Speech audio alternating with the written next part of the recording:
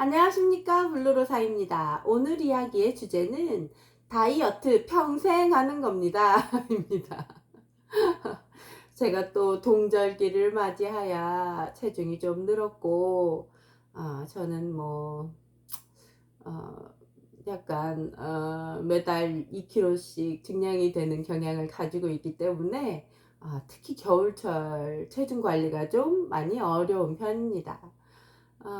그래서 또 이제 봄이 이제 돼 가고 꽃도 피고 이제 옷도 좀 이제 얇게 입어야 되는 시즌이 다가오면서 다이어트를 시작할 겸 이제 헬스도 시작했다고 지난 영상에서 말씀드렸는데요.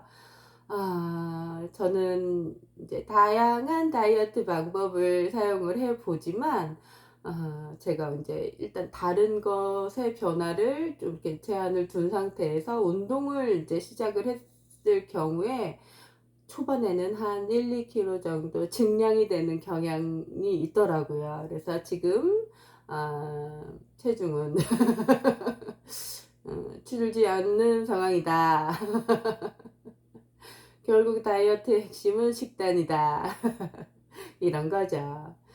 그런데 이게 또 문제점이 뭐냐면, 이제 저처럼 중년이 넘어가시는 분들은 공감하시겠지만, 아, 약간 이렇게 챙겨 먹어야 하는 그런 것들이 좀 점점 늘어요. 이제 40대가 넘어가면서 건강보조식품이라든지 뭐 이런 것들을 챙겨 먹어야 하는 상황이 되는데, 제가 최근에 또 그 혀가 굉장히 계속 위치만 바꿔가면서 헐고 이렇게 구내염이 너무 심해서 영상을 한동안 이제 못 올릴 정도로 그렇게 좀 심했었단 말이에요. 말도 좀 어눌할 정도로 너무 아프고 고통스럽고 자다가도 아파서 깨고 뭐 이럴 정도였는데, 결론은 비타민 부족이었다. 다른 약은 한참 먹어보았지만 거의 한 달 가까이 약을 먹은 것 같아요. 구내염 때문에.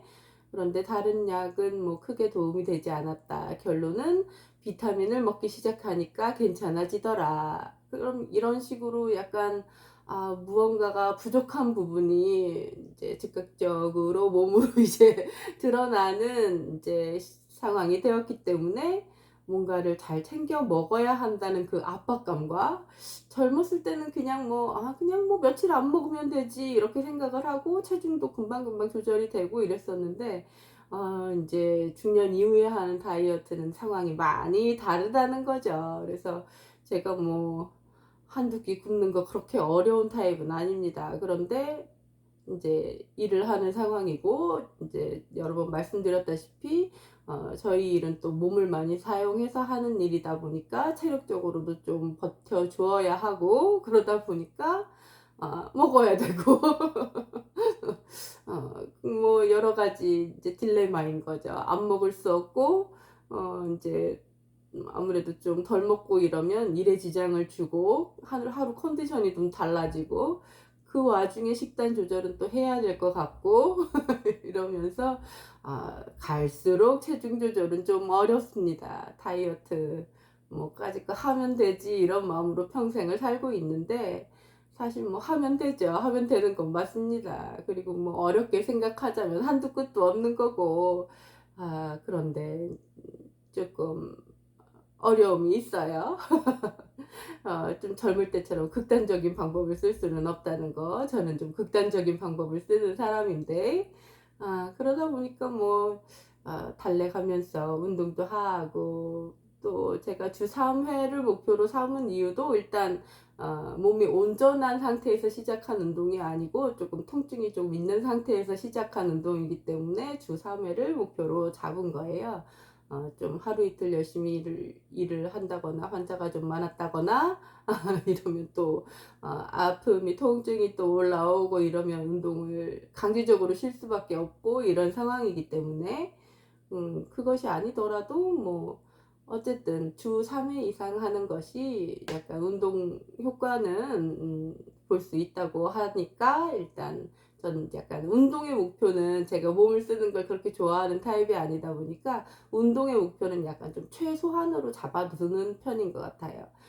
이게 걷기 위주로 운동을 할 때도 제가 뭐 보통 8,000보에서 12,000보 사이를 걷는다고 말씀드렸지만 제 목표 설정 되어 있는 걸음수는 6,000보 정도로 이렇게 낮게 설정을 해 놓고 늘 달성할 수 있게 이렇게 생활했다고 말씀드렸다시피 전 운동의 목표치는 좀 낮게 잡는 편이에요. 가능하면 달성할 수 있게.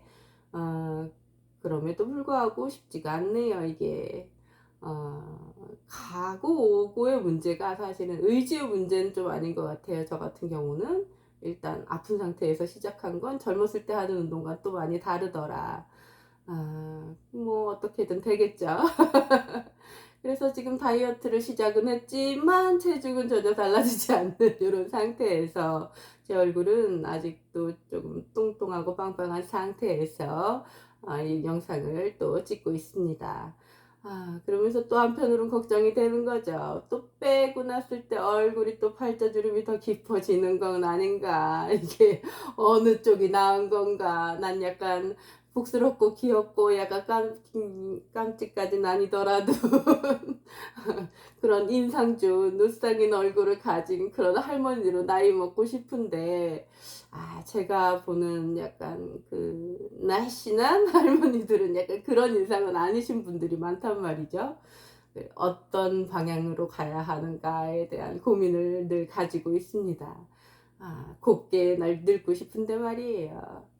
그래서 일단 건강한 신체, 건강한 정신이 깃든다고 하니까 요즘처럼 또 치매 환자들도 많고 저도 뭐 일단 마음의 병인 우울증도 한번 경험을 해 봤고 얼마나 무서운 건지 알겠고 온전한 정신으로 마지막까지 혼자 내가 걸어서 화장실을 다닐 수 있을 정도를 유지를 하겠다는 목표를 가지고 어 좀 소박한 목표라고 생각했는데 한 살 한 살 나이를 먹어가면서 '원대한 꿈을 가졌었구나 내가.' 싶은 마음도 듭니다. 쉽지가 않아요.